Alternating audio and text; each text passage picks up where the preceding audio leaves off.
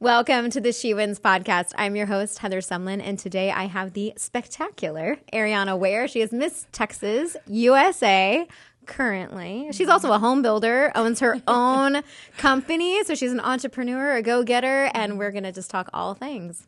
Amazing. So how are you? I'm great. I'm so happy to be here. It's been a moment since I've seen you, so it's always great to see you. You're like a ray of sunshine. So this is great. Yay. And you are too, because look at this. You look so cute. I'm trying to hold on to the summer a little bit. I'm not looking forward to the fall. So well, apparently I'm holding on to the fall for you. Yes. I don't know why. So tell me a little bit about what you've been doing recently and give our audience just a little backstory on who you are. Mm-hmm. Well, I am Miss Texas USA, as you introduced me, and I have been just getting back into working. I build homes full time, and the transition from going full on Miss USA prep to going back to building homes has been a very big transition for me. And I've been getting back into my advocacy work. As Miss Texas, I wanted to start a program called Build It Up, as I did as Miss Dallas. And so meeting with the right people so I can be all over Texas, because I'm not just Miss Dallas anymore, I'm Miss Texas. So I have the full realm of the state, and coordinating that for my next 8 months. So what do you want to do? So let's say someone's watching this and they live somewhere in Texas and are like, we like Build It Up. What does that mean? Mm-hmm. What do you want people to understand that you do and can do for their communities or their organization or their school? I've been lucky enough that I've actually had a great relationship with the Boys and Girls Club, and they're all over the state. And I visited over 10 of them as Miss Dallas. So there's over 50 around the state. And so I will want to visit different states or different cities and get to know their kids. I had the pleasure of going on a road trip to West Texas before Miss USA, and I got to meet so many different people and impact them and have conversations with people that didn't know anything about pageantry, didn't know that women were in construction, and I want to be able to spread that message to inspire other young women. So how'd you get started building homes? And what specifically do you do? Because I know it's not simple. No. Well, I work for myself, so I do a little bit of everything. That's the only thing about being an entrepreneur is you have a hard time turning it off. But I've always wanted to build homes since I was a little girl. I think 9 years old, I told my parents, I was like, I want to build houses. And they're like, what? But I grew up as a military brat. And so I moved around a lot. And I fell in love with the architecture of every home that we lived in, to the point where I was poignant about the fact that we had to live in a home that matched where we lived. So when we lived in England, we lived in a Tudor home. I insisted on it and fell in love with architecture. And I did architecture all through high school. And when I graduated high school, I was offered an apprenticeship for 4 years. And then 4 years later, in the middle of COVID, I started my company called Kenmare Homes. And we specialize in building homes that are sustainable and green. And I just want everything that I put out to make the world a little better. So tell me, what is a green home? A green home is a home that tries to do as least harm as possible. I don't think people realize how the building industry affects our environment, from the waste to just the emissions that a home that isn't environmentally friendly gives off. And so I didn't want to contribute to that. So every product we put in is U.S. made. We try to build products and use products that are super clean and green, so the people that are living there can feel safe raising their kids and knowing that they're in a safe environment. All right. I always ask everybody, how do you define a winning? Oh, I think the happiest people I have ever met, or how I would say that have won or accomplished very big things, they did it their way, and they didn't have anyone else's opinions in their ears, and they went after something that they truly wanted. And so I feel like that's the definition of winning, is going after something and doing it your way. Did you do that in pageant? I did. And I had mostly because I had no idea what I was doing, but I had no other choice. There wasn't a lot of influence in the beginning because I was like, I just want to try this. This is something I've always wanted to do, and we're going to see what happens. And then I just kept winning, and I was like, okay, I'm doing something right. I think the right was being myself. Now, how'd you find me? Do you remember? I found you. I went to the Miss Dallas orientation. Okay. I was terrified, and I walked in and I saw your smiling face, and I was so excited. I was like, okay, perfect. This is somebody that's friendly, because pageants can be so intimidating. Mm-hmm. And then I connected with you after that. You did not remember me, and that was perfectly fine. I remembered yeah. I was like, I don't know. There were a lot of people there, I'm sure. Yes. Yeah. But it was one of those moments of there's so many people that claim to be pageant coaches, but I felt like because there was such a huge learning curve, and I'm coming from a state that pageants are kind of a religion of sort, I really wanted to work with someone who not only understood pageants, but understood the mental part of it. And that's exactly what you do. So I feel like we were a great pair, great match. We worked together before Miss Dallas, and then before Miss Texas, and then before Miss USA. Yeah.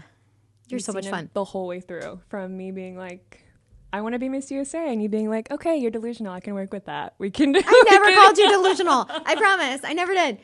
We can work on that. I didn't even think you were delusional. So there we go. Yeah, I appreciate that. No, but it was a big learning curve, and you really kept me up to speed, and also just made sure that my head was clear through every phase of the local to the state to the national. So I always appreciate that so much. So when you say you did it your way, and then you say, but I worked with people, explain to people like how that works, because a lot of people feel like you got to work with someone and then they help mold you, shape you, create you into whatever the judges want. But that's really not what you did. No, I think being a little older, going into pageants, you really go in having a good sense of who you are and the message that you want to give out to the world. And so I think working with pageant coaches for me was just helping that be packaged well enough to go and sit in front of judges and tell them exactly what I wanted to do with my year in an eloquent and very pageantly way. So it really wasn't about transforming myself into someone different, but just making myself more attractive to wear this crown and this sash and go out and talk to people in a way that would inspire people. I love that. So you already knew who you were. You already knew what you were bringing to the table. You just needed a little help trying to package it in a way that could be well received. Exactly. Love. Okay. Defining moment. Has there been a time in your life when something has happened that either changed the course of your life or impacted you in some amazing way? I think the first day I actually stepped on a construction site, it changed my worldview on how I thought things would be. I thought I would step on a construction site and everyone would be listening to me and taking my orders. So was this after you'd done some training and everything? Yes, this was after I had done a 4-year apprenticeship and I was working in remodels. And so this was my first new construction and no one knew who I was. I showed up in 6-inch high heels on a construction site, which is a big no-no. And I laugh about it now. But I thought, I knew everything. I was very young. I started in construction at 19. And I walked on that construction site thinking that everything was just going to go perfectly. Yeah. Amazing. There would be no chaos. And now every day I'm like, what's the problem? What's going on? What's going on? But yeah, it was a defining moment of really testing. Am I really, it's like you think you know who you are, and then things happen and you actually have to prove that everything that you've been taught and everything you've learned, put it to the test. And that was that, because I'm always the only woman in the room and that comes with its own set of challenges, but I feel like I've navigated it really well. Okay, let's talk about that for a second, because that was one of the things that we discussed a lot is the challenges of being in construction as a young Black woman. Yes. What are the struggles? And then how have you overcome those, and how has being in the construction industry actually helped you as an individual? I think it's made me very confident in who I am, in the way of I am unapologetically a young Black woman in the construction industry. And so I do know I have to navigate differently. I have been in lots of different experiences. Something that happened again recently that we discussed is I've had the police called on me. I'll be at the construction sites and I open them at 6 a.m. and I don't look like this when I go to the construction site. I'm just, in construction clothes. And I will be in areas of high affluence, and I've had police roll up and ask me who I am and what I'm doing there. And it's one of those reality check moments where I'm like, okay, this isn't going to define my day, and this is just something I have to deal with in the moment, but I'm doing this for the next young Black girl who wants to do what I do. And I think it's just a testament to all of the hard work that I've done of I continue to do it even though I've experienced so many different hardships. Are the police pretty understanding? Like, oh, okay. Oh, yes. I think one of my favorite responses has been, I have like my construction sign and my phone number is underneath the construction sign. I'm like, oh, like if you want to talk to the boss, you can call the phone number right there. I'm like, it's actually my number, but we could do that just so everyone feels good about the situation. And yes, of course, they're always, they just want to make sure the neighborhood is safe. So I'm always respectful of that. But it used to really bother me that people like jump to conclusions or underestimated me just based off of mostly my age. Walking in being like, oh, is the supervisor your dad? Or like, are you a girlfriend? Like, why are you here? No one ever assumed that I was in charge or one of the people that had authority in those situations. And so not letting myself get a chip on my shoulder about that and just putting my head down and doing the work and letting that speak for me and let that be my reputation instead of crying about it or getting upset about it. So Build It Up kind of is spawned from some of these experiences, right? Can you talk more about Build It Up? Absolutely. I thought of the idea for Build It Up in those moments of being Miss Dallas and getting to talk to young girls. And they're like, you are in an industry where you're the only woman. And I want to pursue engineering. I want to pursue these other things. But I constantly have people telling me, like, oh, that's a man's job. And I was like, listen, there's no such thing as a man's job. There's no biological difference or reason why I couldn't do this job. It was more of people don't see themselves in these spaces, so they don't feel like they belong there. And so Build It Up's purpose was to get girls comfortable with being in charge of having these leadership roles. And so when they are faced with those challenges, they do know how to deal with them. And that has been an incredible journey and something that changed me because I didn't realize how vulnerable I would have to be to sit in front of a group of girls and tell them my story and express all of those different hardships, and knowing that spawned to girls pursuing things that maybe they wouldn't have if they wouldn't have met me and been through my program. So I love your social media. Everyone should follow. Okay, tell everybody where to follow you, how to find you on social. Follow me at Aarieanna Ware or at Miss Texas USA. And you have a lot of fun with your social. I loved when you said that you went on that little road trip. I did. And one of the things you did is you like introduced yourself to people, asked them how they define Texas, I think it was. And it was really fun to watch. There's also some reels about just your life and what you do with your buildings and everything. So y'all should check it out. If you were to give advice to someone who wants to take your job, this particular job here, what would you tell them? The thing I was the most surprised about was I was stuck on this idea that Miss Texas had this certain persona of like this glam and you couldn't really truly be yourself. But I think some of the most effective content on my social media is when I'm just being my goofy self, talking to people, or on my next ADHD hobby that I'm on and I want to share with the world. And so, if you want to impact and you want people to feel like they know you, because I feel like that's very important with this job, is that you make people feel comfortable and you make people feel like they can just come up and talk to you, showing your everyday and just being unapologetically yourself and being comfortable doing it on the internet, which is a whole nother challenge, is something that I think is a skill that you should hone going up and leading up to your competition for whatever state you're going to. What's some advice that you've been given throughout your life that has impacted you greatly? Oh my goodness. There's been so many different things. I've had a lot of different shifts. I'm a military brat, so I've moved around so much, and I feel like I've had to make new friends. I've had to change schools. And one of the best pieces of advice that my grandmother gave me, and she was like, you only have a handful of really good friends in your life. I can count on my one hand of all of the people I've encountered that I would say are really good friends. So the people that are in your life, you cherish them. You tell them you love them all the time. And you make the most of every moment because you never know when you're going to get those orders and be off again. And so I take a lot of pride in the relationships that I've built. And I feel like Miss Texas and the Miss USA experience has given me access to even more incredible people. And I've been just trying to take full advantage of that. What surprised you about pageantry? So many things. I think how much I would love standing in front of a crowd of people and talking. I am naturally the shyest person, and that does not go well with this at all. But there's something about the sash and the responsibility of I'm representing a state or I'm representing a city. and I want people to know what we're about. And so I get to be that representative of that. Has definitely changed the way I think about pageantry, and then just how hard the women work. All of the incredible women I met at Miss USA, I came back inspired. They had so many different careers, and I was just in awe of them, and so inspired by their stories and everything that they had been to get to this point of being at Miss USA. And so I think that was a big surprise. So Miss USA, I feel like it's difficult to know what's going to happen, right? So you did really well in the prelims. You made it into the semifinals. Didn't crack into that top 5, unfortunately. Yeah. How did you handle that? When they called Macy's name, that was the last name that was called at Miss Ohio.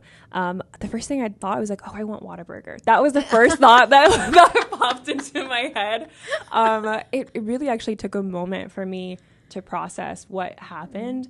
I don't know if you noticed, but on the Miss USA stage, we were all supposed to exit stage right, and all the other girls went stage left. So I'm just like walking by myself, and I had a very long walk back to the dressing room.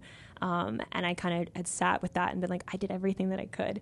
I went out there and I did as good as I could have done. And so I had no qualms about it. Yeah. No regrets. And that's the whole point. Yeah. I mean, that would be what I would define as winning too, is putting everything you can into something and walking away knowing I gave a winning worthy performance, and the judges can choose whoever the judges would like to choose. That's perfectly fine.